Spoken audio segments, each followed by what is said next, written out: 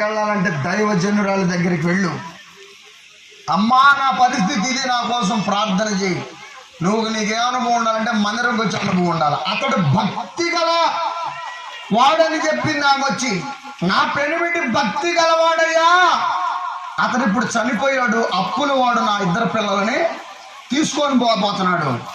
ఏం చేయమంటావు దైవజనుడా అంటే ఆయన అన్నాడు, ఆమె చెప్పగానే ఎంత సహకరించిందో పరిచర్యలో. ఎలీషాతో పాటు ఎంత మందిరాన్ని అంటిపెట్టుకొని ఉన్నాడో తన భర్త, తన భార్య ఎంత ప్రోత్సహించిందో పరిచర్యకి ఆ వ్యక్తిని. ఇవన్నీ దైవజనుడు గుర్తొచ్చినాయి. అయితే నీ దగ్గర ఏముంది చెప్పు అని అన్నాడు. ఆమె కూడా తన భర్త భక్తిని బట్టి ప్రియులారా ఏమి నేర్చుకుందంటే, ఉన్నది ఉన్నట్లుగా దేవునితో దైవజనునితో మాట్లాడటం నేర్చుకుంది. హల్లెలూయా. చెప్పింది ఆమె, నా దగ్గర నూనె కుండ ఒకటి